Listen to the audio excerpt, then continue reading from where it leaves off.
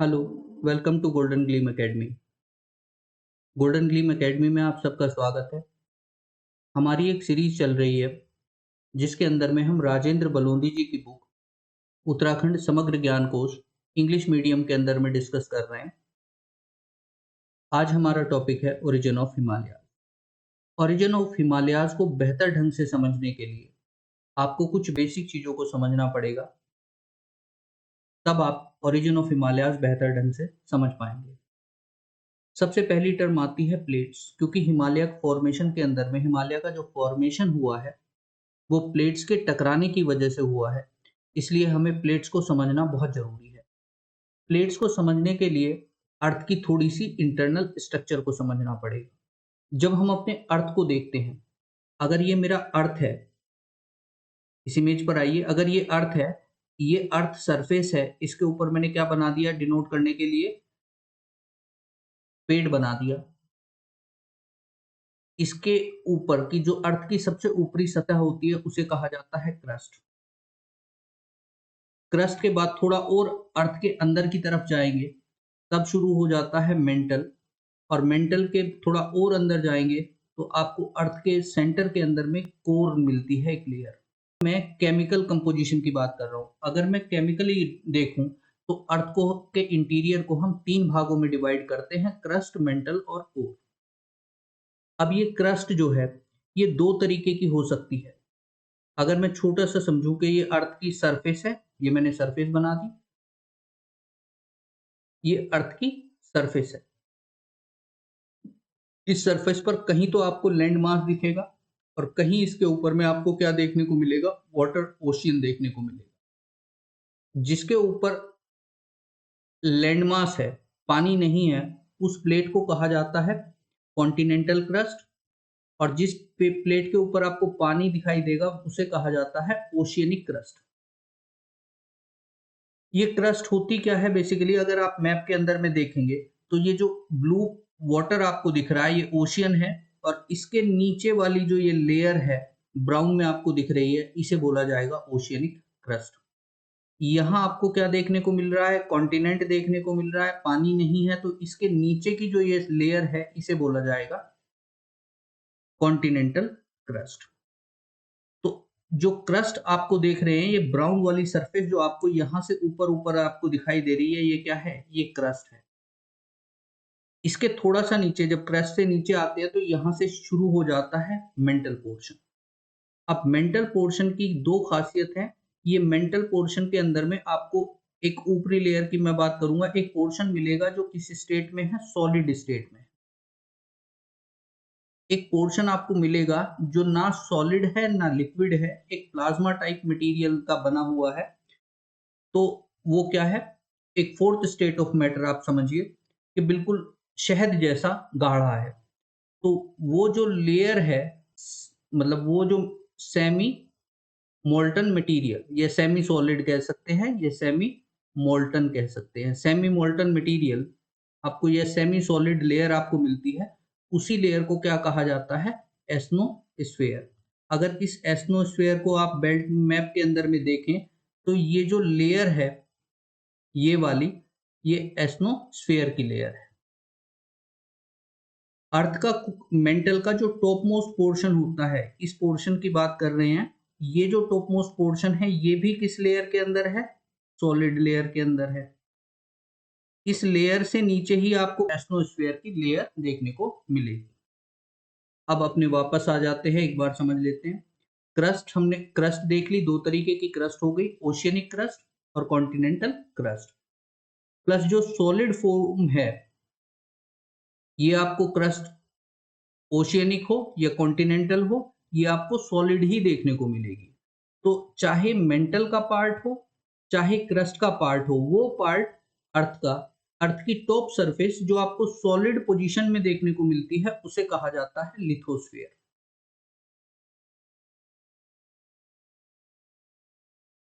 ये जो डिवीजन मैंने लिथोस्फीयर वर्ड लिया है, जब हम अर्थ को के इंटीरियर को डिवाइड करते हैं फिजिकल रूप में, फिजिकल प्रॉपर्टीज के आधार पर, तो लेयर बनती है लिथोस्फीयर। उससे आगे जाएंगे आप, एस्नोस्फीयर मिलेगी।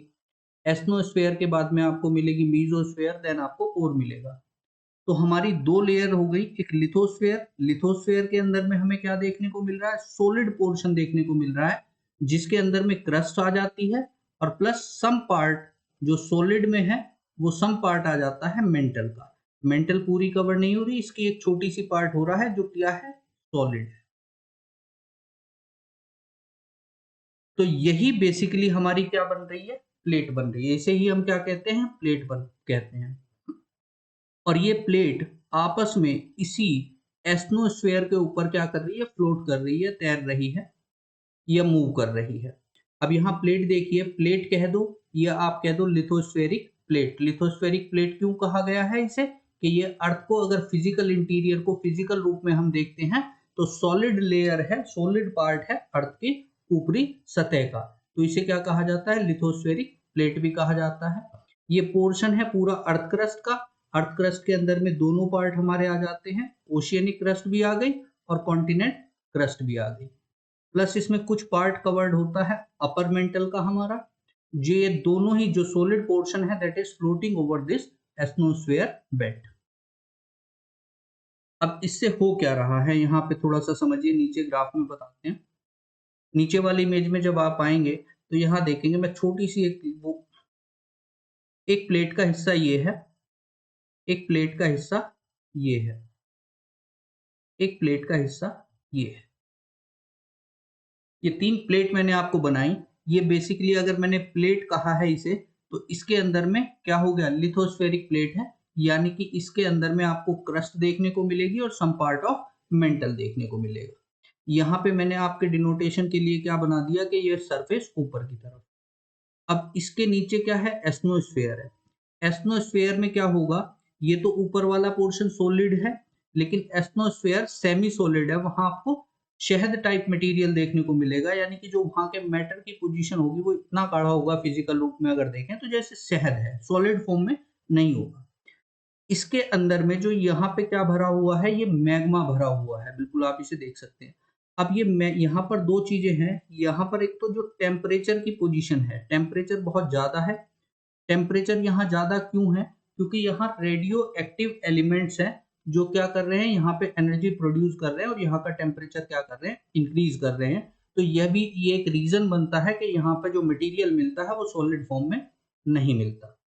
अब जब यहाँ का टेम्परेचर जैसे जैसे इंक्रीज करता है तो वैसे ही मटेरियल के अंदर में कन्वेक्शनल करंट, हम मटेरियल जो लावा होता है, लावा हम अर्थ सरफेस के ऊपर वर्ड यूज करते हैं, लेकिन अंदर की तरफ हम मैग्मा बोलते हैं। तो जो मोल्टन मैग्मा है वो क्या करने लगता है, ऊपर की तरफ फ्लो करने लगेगा। जब ये ऊपर की तरफ फ्लो करने लगेगा तो उसे यहाँ पे इस तरीके से क्रस्ट से बाहर वो नहीं निकल पाए, इस प्लेट से बाहर नहीं निकल पाया। अब जब ये निकल नहीं पाता तो ये लेफ्ट और राइट दोनों तरफ क्या मारेगा, टर्न मारेगा, ऐसे ऐसे क्रॉस होकर के ये जाने लगेगा। अब जब ये जाने लगेगा, यहाँ पर वो फिर क्या हो जाएगा, कूल डाउन होगा, वापस फिर नीचे आएगा, नीचे आने के बाद वापस फिर से हीट अप होगा और इस तरीके से क्या बनेंगे, कुछ कन्वेक्शनल करंट बनने लगेंगे। ऊपर की तरफ हो क्या रहा है, जब यहाँ से आप देखेंगे कि मैग्मा लेफ्ट और राइट ऊपर की तरफ टर्न मार रहा है, तो ये इन प्लेट्स के अंदर में यहाँ पे टक्कर मारता है, लेफ्ट या राइट टर्न लेता है, तो अल्टीमेटली इस प्लेट्स के अंदर में थोड़े टाइम बाद क्या डेवलप होने लगेंगे, क्रैक्स डेवलप होने लगेंगे। जब क्रैक्स डेवलप होने लगेंगे तो एक पोजीशन ऐसी आएगी कि ये प्लेट्स आपस में दो हिस्सों में टूट जाएगी और एक इधर की तरफ मूव करेगी और एक इधर की तरफ मूव करेगी। फिर पोजीशन कैसी हो जाएगी, फिर ये पोजीशन इस तरीके से हो जाएगी।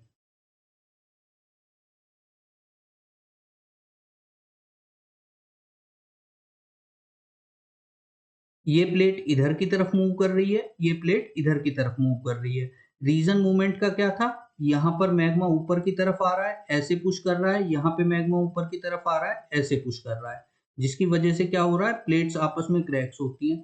कुछ मैग्मा यहाँ से बाहर भी आएगा, लेकिन ऊपर की तरफ ये ओशियन आने की वजह से यहाँ पे कूल डाउन हो जाएगा, तो नई एक रॉक का निर्माण भी होगा, वो अभी नहीं देखना है, हमें कंफ्यूज नहीं होना है। तो ये जब प्लेट्स इधर की तरफ मूव करेगी, क्या मैं कह सकता हूँ जब ये प्लेट इधर की तरफ मूव कर रही होगी तो ये दूसरी प्लेट के, जो ये पहली प्लेट थी इसके पास आ रही है और ये वाली प्लेट इस प्लेट के पास आ रही है। लेकिन ये प्लेट आपस में दोनों, प्लेट नंबर 1 कह दूं, इसे प्लेट नंबर 2 कह दूं। अगर मैं कहूं प्लेट नंबर 1 और प्लेट नंबर 2 में आपस में क्या रिलेशन है, तो आप कहेंगे कि ये प्लेट आपस में एक दूसरे से क्या कर रही हैं, दूर जा रही हैं। जबकि मैं कहूं प्लेट नंबर 2 और प्लेट नंबर 3 का रिलेशन देखिए, तो ये क्या हो रही हैं, प्लेट आपस में क्या है, एक दूसरे के नजदीक आ रही है। जब प्लेट आपस में एक दूसरे से दूर जा रही होती हैं, तब उसे बोलते हैं डाइवर्जेंस, और जब प्लेट एक दूसरे के नजदीक आ रही होती है, तब उसे बोलते हैं हम कन्वर्जेंट प्लेट्स। तो ये अभी प्लेट बाउंड्री में यहां से क्लियर करवा देता हूं, अभी 1 सेकंड के अंदर सब कुछ क्लियर हो जाएगा। इसको देख लीजिए यहाँ एक बार, ये मेंटल का पोर्शन है। मेंटल पोर्शन में क्या है, टेम्परेचर बहुत ज्यादा इंक्रीज हो चुका है, तो ऊपर से कन्वेक्शनल करंट बन रहे हैं। जब कन्वेक्शनल करंट बन रहे हैं, तो ये लेफ्ट और राइट की तरफ क्या करा रहे हैं, प्लेट्स को मूव करा रहे हैं। ठीक है, और अल्टीमेटली ये प्लेट्स क्या हो जाएंगी, एक दूसरे से क्या कर रही हैं, दूर जा रही हैं। लेकिन ये प्लेट एक दूसरे पे, यहाँ जो आप नेक्स्ट प्लेट देख रहे हैं, ये वाली प्लेट इस प्लेट के क्या हो रही है, पास भी आ रही है, ये ध्यान रखेंगे। अब हम आगे क्लियर करते हैं प्लेट्स बाउंड्रीज में, यहां सब कुछ क्लियर हो जाएगा। तो एक होती है डाइवर्जेंट बाउंड्री। डाइवर्जेंट बाउंड्री का मतलब क्या है कि यहाँ पर प्लेट एक दूसरे से क्या होंगी, डाइवर्ज होंगी। डाइवर्ज होंगी का मतलब क्या है, ये दूर जा रही है। यहाँ से मोल्टन मैग्मा आया और इन्हें प्लेट्स को एक दूसरे के दूर इसने पुश करना चालू किया। इसे बोलते हैं टेंशन फोर्स या टेंसाइल फोर्स। नेक्स्ट जो बाउंड्री होती है, वो होती है कन्वर्जेंट प्लेट बाउंड्री। यहाँ पर प्लेट्स क्या होंगी, एक दूसरे के नजदीक आ रही होंगी। ये व्हाइट एरो आप देख रहे हैं, ये एक प्लेट है और ये एक प्लेट है। इस प्लेट को क्या कहें, अगर हम ओशियनिक क्रस्ट कह सकते हैं, ओशियनिक प्लेट कहें, तो ये प्लेट इससे टकराई और अंदर की तरफ चली गई। ये कौन सी प्लेट थी, ओशियनिक प्लेट थी। इसे बोलते हैं हम सबडक्शन। आपका मतलब में नहीं है, रीजन में नहीं है, बट आप यहाँ ध्यान रखिए, ये क्या हो गई, सबडक्ट हो गई। सबडक्ट होकर के कहाँ चली गई, मेंटल के अंदर, काफी गहराई के अंदर चली गई। और जब गहराई के अंदर ज्यादा चली जाएगी, तो अगेन टेम्परेचर इतना ज्यादा है कि यहाँ पे पिघल जाएगा सब कुछ। जब यहाँ पे मटेरियल पिघल जाएगा, तो लावा इंक्रीज हो जाएगा, सॉरी मैग्मा इंक्रीज हो जाएगा। जब मैग्मा इंक्रीज होगा, तो प्रेशर बढ़ेगा, और प्रेशर बढ़ेगा तो कॉन्टिनेंट के ऊपर में क्या आने चालू हो जाएंगे, वोल्केनिक इरप्शंस होंगे। तो वोल्केनो आपको देखने को मिलेंगी कन्वर्जेंट बाउंड्रीज के अंदर में। चलिए, यहाँ पे कौन सी फोर्स काम कर रही है, यहाँ पे कंप्रेशनल फोर्स काम कर रही है। तीसरी टाइप की प्लेट बाउंड्री है ट्रांसफॉर्म प्लेट बाउंड्री। इसका ज्यादा रोल हिमालयन फॉर्मेशन के अंदर में नहीं है, लेकिन फिर भी हम समझ लेते हैं। डाइवर्जेंट वो प्लेट है जहां पर प्लेट एक दूसरे से दूर जा रही हैं। कन्वर्जेंट प्लेट बाउंड्री वो होती है जहां पे प्लेट एक दूसरे के नजदीक आ रही हैं। ट्रांसफॉर्म बाउंड्री के अंदर ना प्लेट एक दूसरे से दूर जा रही होती है, ना प्लेट एक दूसरे के पास आ रही होती है। यहाँ पे प्लेट ऐसे क्रॉस हो रही है एक दूसरे से, लेकिन इनमें आपस में क्या हो रही है, शेयरिंग हो रही है। तो यहाँ पर बहुत ज्यादा हैवी अमाउंट में अर्थक्वेक होगा। अर्थक्वेक आपको यहाँ पे भी देखने को मिलेंगे, यहाँ पे भी देखने को मिलेंगे। तो ये हो गई हमारी प्लेट बाउंड्री।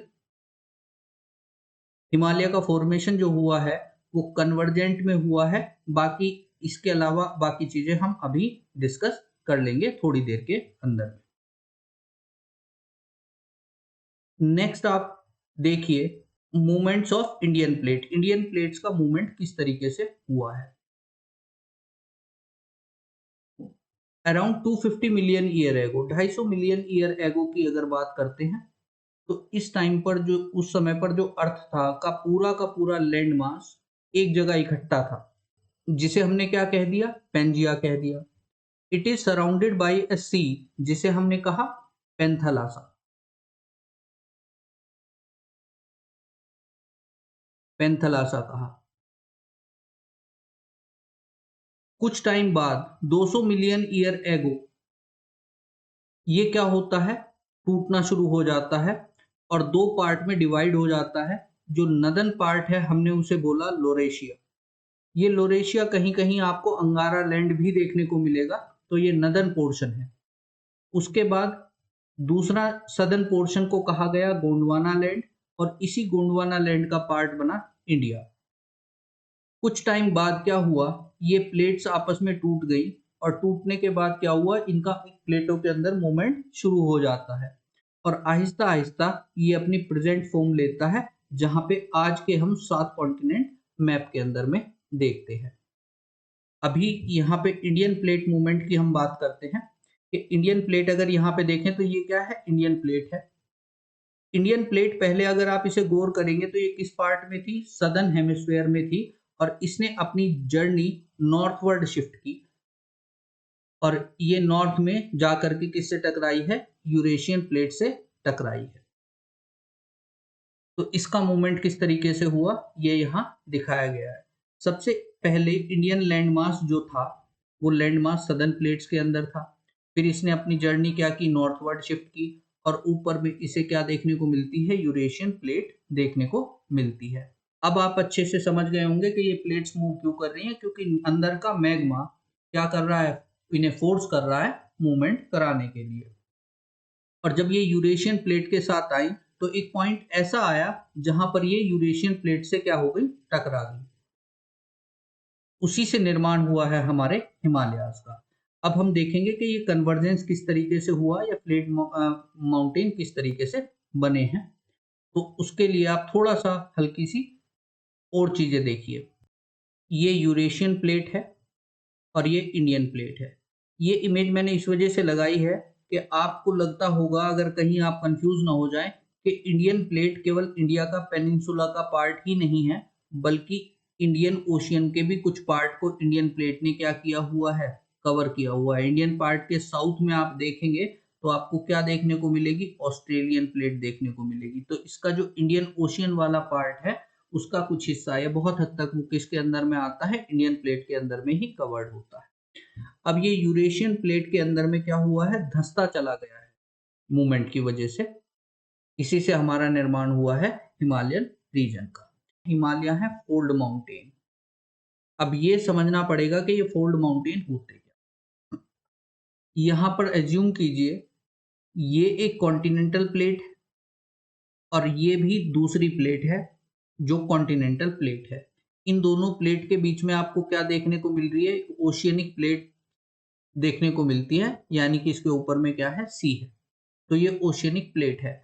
सपोज कीजिए यहाँ क्या दिखाया गया है, इस प्लेट का मूवमेंट दिखाया गया है। ये प्लेट मूव कर रही है ऐसे, एक दूसरे के पास आ रही है। पास आ रही है तो कैसी प्लेट होंगी, कन्वर्जेंट प्लेट होंगी। दूसरा, इस सी के अंदर क्या हो रहा है, इस सी के अंदर इस प्लेट से क्या हो रही है, रिवर्स फ्लो हो रही है, और ये रिवर्स यहाँ इस ओशियन में गिर रही है। इसमें से भी क्या हो रहा है, कुछ रिवर्स निकल करके आ रही हैं और इस ओशियन के अंदर में फॉल हो रहा है। तो जब रिवर्स बह करके आती है तो ये यहाँ पर क्या लेकर के आती हैं, यहाँ पे लेके आती हैं सेडिमेंट्स, और ये सारे सेडिमेंट्स क्या हुए, इस सी के अंदर में डिपॉजिट होना शुरू हो गए। तो उसके बाद प्लेट्स और थोड़ा सा पास आई। अब ये कंप्रेशन पड़ा, फोर्स पड़ा, ये प्लेट और पास आ रही हैं एक दूसरे के, कंप्रेशन बढ़ता जा रहा है। जब ये कंप्रेशन बढ़ता चला जाएगा तो ये सेडिमेंट्स क्या हो गए, कंप्रेस होने लगे, इकट्ठा होने लगे।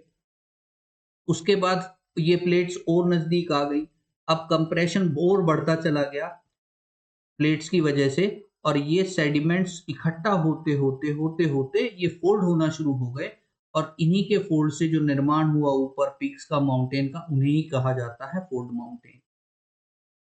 ये क्या है, fold mountain. Now we are good to go. अब हम लोग समझ सकते हैं कि हिमालय का फॉर्मेशन किस तरीके से हुआ, और यही जानने का प्रयास करते हैं। सपोज कीजिए क्या था, एक यूरेशियन प्लेट थी,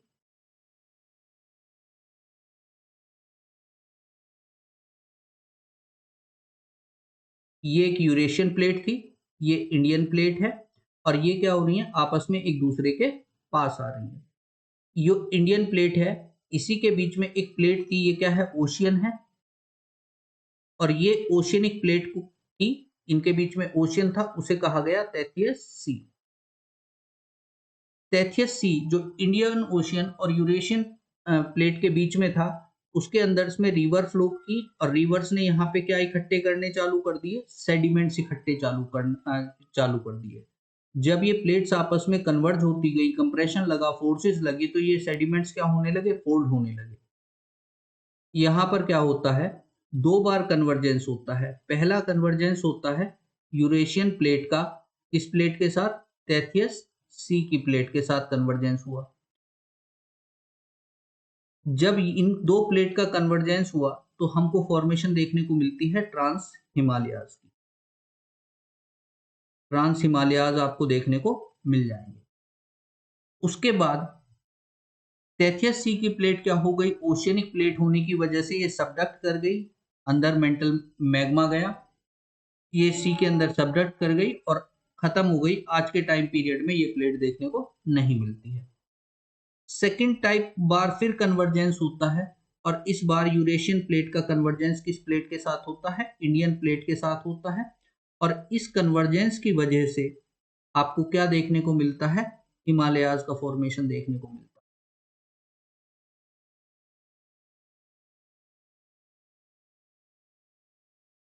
है। जब हमारे ट्रांस हिमालयाज बन रहे थे तो एक प्लेट कैसी मैंने बताई, ओशियनिक प्लेट थी, टेथियस सी की प्लेट थी। और ये मैं पहले ही बता चुका हूं, जब कोई भी दोनों में से एक प्लेट ओशियनिक प्लेट होगी तो वो क्या हो जाएगी, सबडक्ट कर जाएगी। और जब वो सबडक्ट कर जाएगी तो उस सिचुएशन में कॉन्टिनेंट के ऊपर में आपको क्या देखने को मिलेंगे, वोल्केनो देखने को मिलेंगे, जो इसके एविडेंस आपको लद्दाख के अंदर में आज भी देखने को मिलते हैं, जो अपने आप में प्रूव करते हैं कि यहाँ पर क्या था, एक इन दोनों प्लेट के बीच में सी भी था, जिसे तैथियस सी का नाम दिया गया। अब बात आती है हिमालयाज के फॉर्मेशन की। तो हिमालयाज, जब ये दोनों प्लेट आपस में टकराएंगी, फोल्डिंग होगी, तो निर्माण होगा हिमालयाज का। और हिमालयाज का निर्माण हुआ है तो तीन फेजेस के अंदर में हिमालयाज का निर्माण हुआ है। पहले फेज के अंदर में ग्रेटर हिमालयाज बनते हैं, फिर दूसरे फेज के अंदर में हमें लेसर हिमालयाज देखने को मिलते हैं, तीसरे फेज के अंदर में हमें शिवालिक्स देखने को मिलते हैं। अब बात आती है इसके ज्योग्राफिकल टाइम स्केल की। एक चीज और रह जाती है यहाँ पे, थोड़ा सा थ्रस्ट को समझ लेते हैं या फॉल्ट को समझ लेते हैं। सबसे पहली बात, हिमालयन रेंजेस के अंदर में हमें कुछ थ्रस्ट या कुछ फॉल्ट भी देखने को मिलते हैं। यानी कि अगर मैं ये बात करूं कि सबसे नॉर्थ के अंदर में हमें ग्रेटर हिमालयाज देखने को मिलते हैं, उससे नीचे साउथ में आएंगे तो आपको लेसर हिमालयाज देखने को मिलेंगे, उससे नीचे आप आएंगे तो आपको शिवालिक्स देखने को मिलेंगे। लेकिन ये बात कहाँ से पता चलती है कि यहाँ पर आकर के ग्रेटर हिमालयाज खत्म हो गए और लेसर हिमालयाज क्या हो रहे हैं, शुरू हो रहे हैं। तो कोई ना कोई पॉइंट ऑफ डिवीजन रहा होगा दोनों के बीच का। ये डिवीजन जो होते हैं मेनली हम लोग थ्रस्ट और फॉल्ट की फॉर्म में देखते हैं। ये डिवीजन हम लोग किस फॉर्म में देखते हैं, या तो थ्रस्ट की फॉर्म में देखते हैं या फॉल्ट की फॉर्म में देखते हैं। अब ये थ्रस्ट या फॉल्ट होते क्या है, पहले आप ये देख लीजिए कि बेसिकली कैसे कैसे डिवीजन हुआ। प्रीलिम्स के अंदर क्वेश्चन भी देख लिए जाते हैं।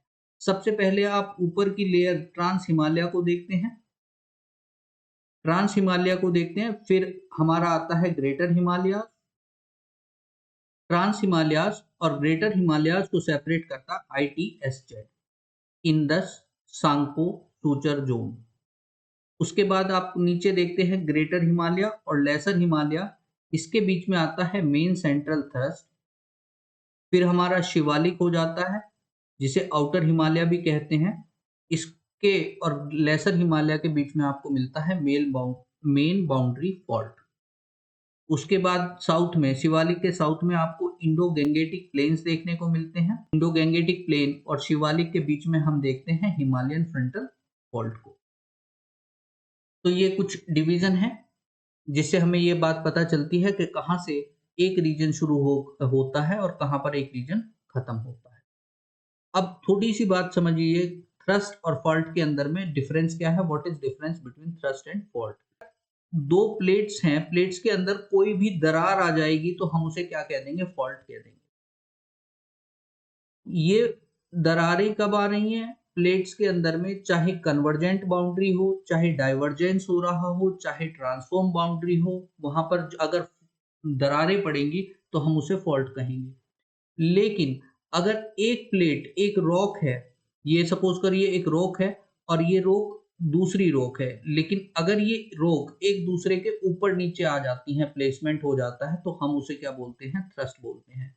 ये थ्रस्ट केवल आपको कन्वर्जेंट बाउंड्री में देखने को मिलेगा, बाकी डाइवर्जेंट या ट्रांसफॉर्म बाउंड्री के अंदर में ये देखा नहीं जाता। ये आपको केवल कन्वर्जेंट बाउंड्री के अंदर में ही देखने को मिलेगा। अब आगे आ जाते हैं। अब हम पढ़ेंगे थोड़ा सा ज्योग्राफिकल टाइम स्केल। सबसे पहले आप ये देख लीजिए, हिमालय का फॉर्मेशन जो हुआ टर्सरी पीरियड के अंदर में हुआ।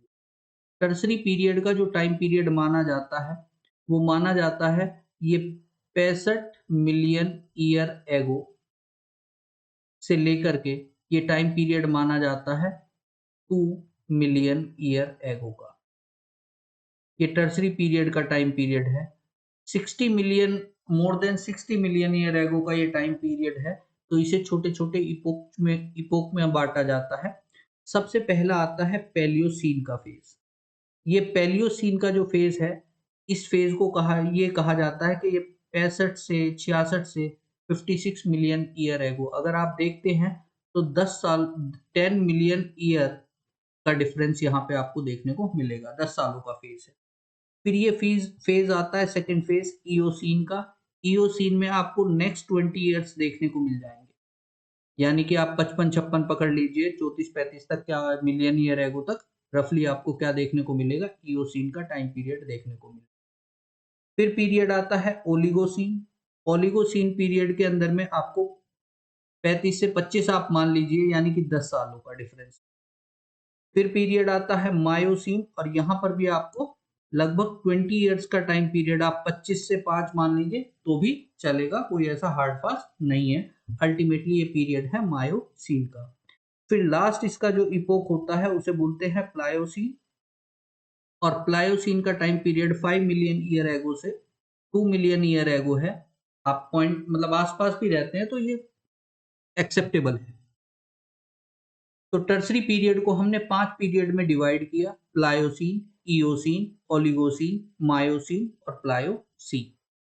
ये पूरा का पूरा टर्सरी पीरियड को अगर और बड़े रूप से देखा जाए तो ये सिनेजोइक ईरा का पार्ट होता है।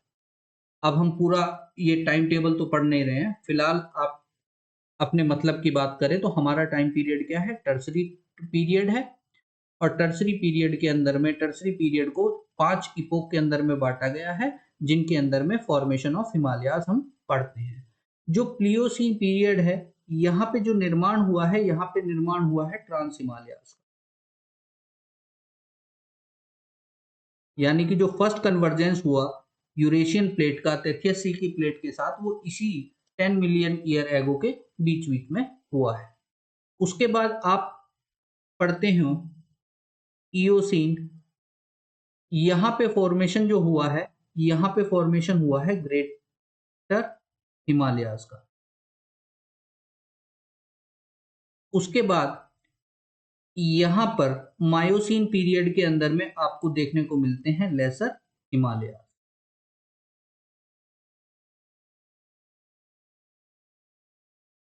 प्लायोसीन पीरियड के अंदर में जो फॉर्मेशन हुआ है वो हुआ है शिवालिक्स का।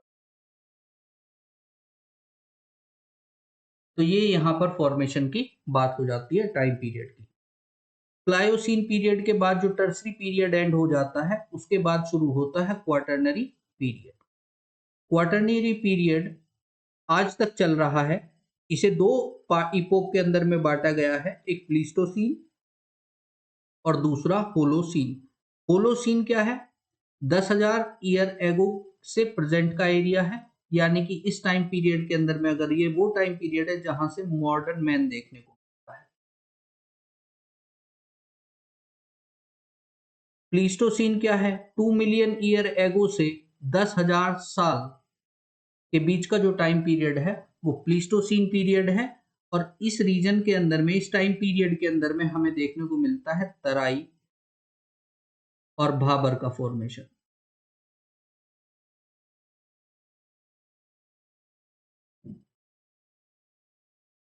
रेंजेस वाइज फॉर्मेशन ये मैंने आपको बता दिया। ट्रांस हिमालय जो अर्ली फेज के अंदर में डेवलप हुए थे, अर्लीस्ट फेज था वो पैलियोसीन के बीच का हुआ है, ग्रेटर हिमालय इयोसीन के टाइम पीरियड के अंदर में बने हैं, लेसर हिमालय मियोसीन के अंदर में बने हैं, और शिवालिक्स का फॉर्मेशन प्लायोसीन पीरियड के अंदर में हुआ है।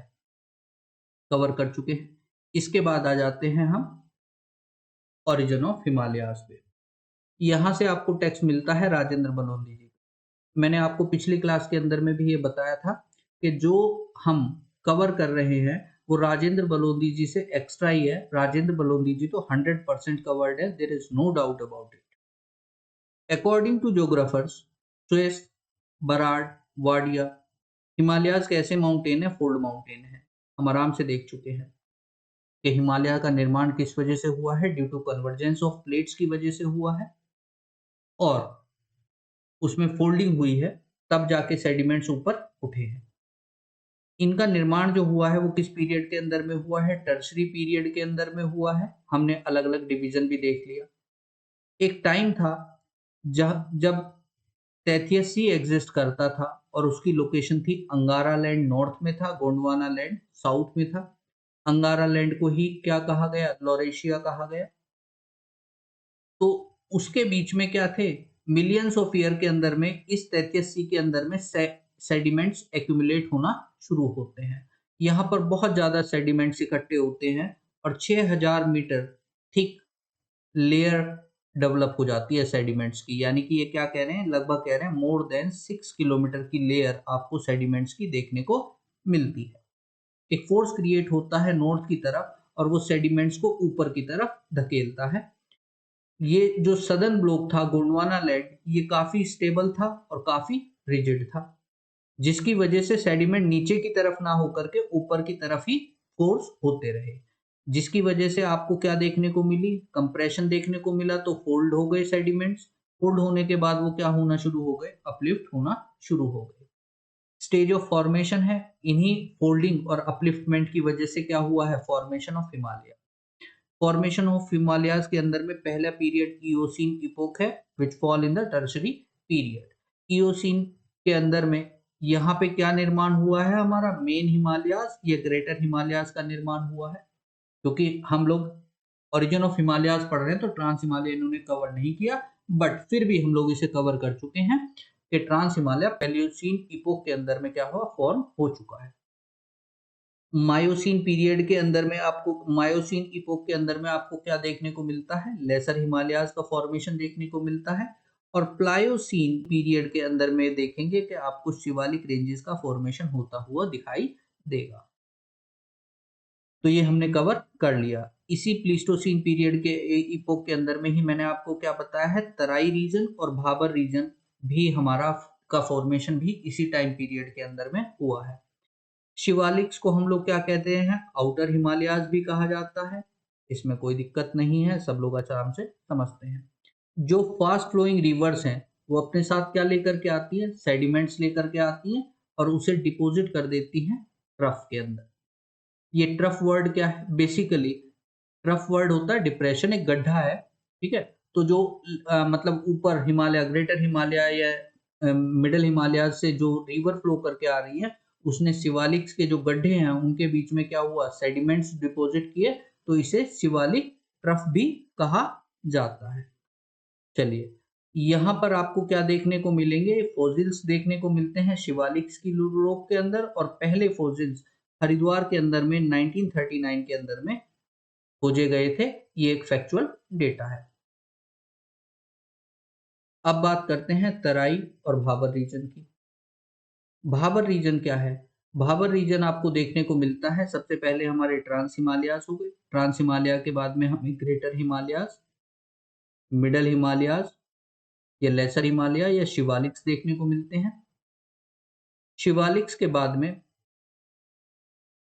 आपको उससे और साउथ में आएंगे, शिवालिक के साउथ में आएंगे तो भाबर देखने को मिलेगा, भाबर रीजन। और भाबर के बाद आपको तराई देखने को। अब ये होता क्या है? जैसे ग्रेटर हिमालयाज, ये हिमालयाज हैं, यहाँ से नदियां फ्लो करते करते करते करते आ रही हैं। क्योंकि स्लोप नदियों का बहुत तेज है, तो ये अपने साथ बहुत मोटे मोटे पत्थर उठा करके कहाँ ला करके डिपॉजिट कर देती है? यहाँ इस रीजन के अंदर में डिपॉजिट कर देती है। ये नदी मोटे मोटे पत्थर डिपॉजिट करती है, तो नदियां फिर इसके पत्थरों के नीचे से फ्लो करने लगती हैं। और बेसिकली ऊपर लैंड मास के ऊपर, ये अगर मेरा ये सरफेस है, तो यहाँ पे रिवर क्या होती है, ऊपर जमीन के ऊपर ना बह के कहाँ है, अंडरग्राउंड फ्लो कर रही है।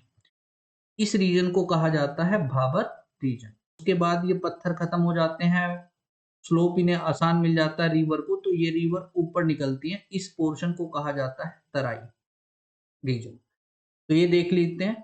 साउथ ऑफ माउंटेन एक नैरो बेल्ट आपको देखने को मिलती है भाबर की, जो किससे बनी है, प्लीस्टोसीन इपोक के अंदर में बनी है। हम लोगों ने अच्छे से कवर कर दिया।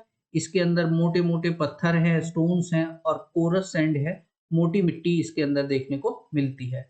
रिवर यहाँ पे डिसअपियर हो जाती हैं क्योंकि वाटर क्या हो रहा है, अंडरग्राउंड फ्लो कर रहा है।